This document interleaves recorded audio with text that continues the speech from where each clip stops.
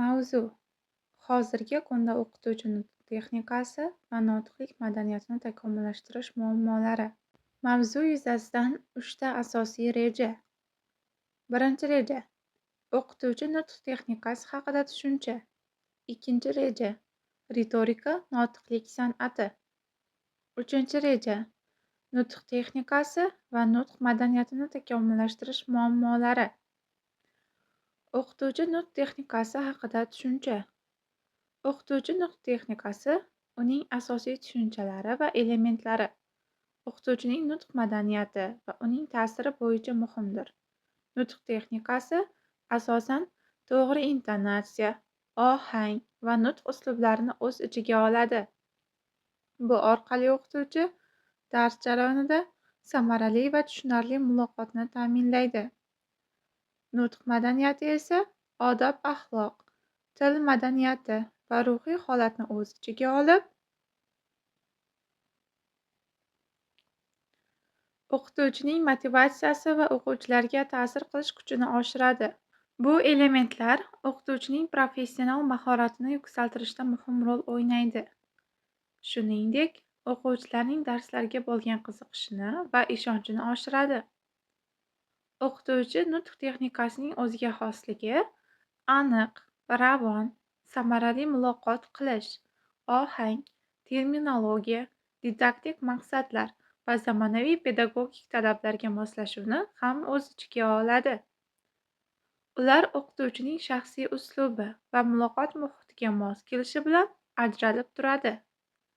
Nutq texnikasi rivojlanishida yangilanish va takomillashtirish muhimdir. Ritorika va uning ahamiyati.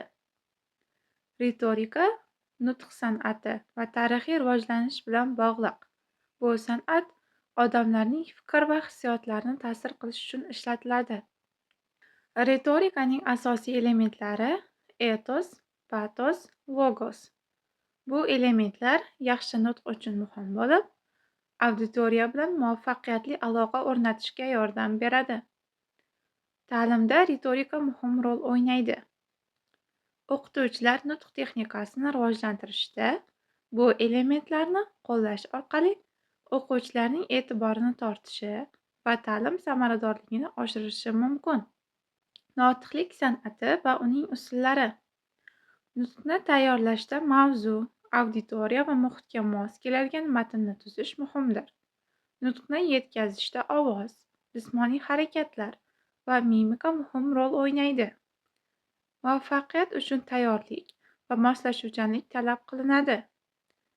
Muvaffaqiyatli notiqlik uchun faol tinglash, aniq ifoda, bosimni boshqarish, auditoriya bilan aloqa va vizual yordamlar ishlatish mumkin. Bu ko'nikmalar amaliyot bilan rivojlanadi va nutqni yanada samarali qiladi. O'qituvchilar uchun notiqlik san'atining ahamiyati katta. Ular samarali muloqot qilish, o'quv jarayonini jonlantirish va talabalarga yetkazishni osonlashtirish uchun bu ko'nikmalardan foydalanadilar. Nutq madaniyati shu bilan bir qatorda ta'lim sifatini eng yuqori darajaga ko'taradi. Nutq texnikasining asosiy muammolari orasida noto'g'ri talaffuz, noaniq ifoda, tartibsiz nutq kiradi. Yaxshilash uchun muntazam amaliyot, trening va kurslar o'tish zarur. Amaliyotda vaqt, psixologik muammolar va nutqni boshqarish qiyinchiliklari yuzaga keladi. Biz ularga yechim qilib, mutaxassislar bilan ishlash, video va audio yozuvlar, mavsumiy treninglarni misol qilib olishimiz mumkin. Nutq madaniyati insonlar o'rtasida etika, madaniyat va ijtimoiy normalarni hurmat qilishni anglatadi. O'qituvchilarda nutq madaniyatini rivojlantirish muhim, chunki bu ta'lim jarayonining asosiy bosqichi hisoblanadi.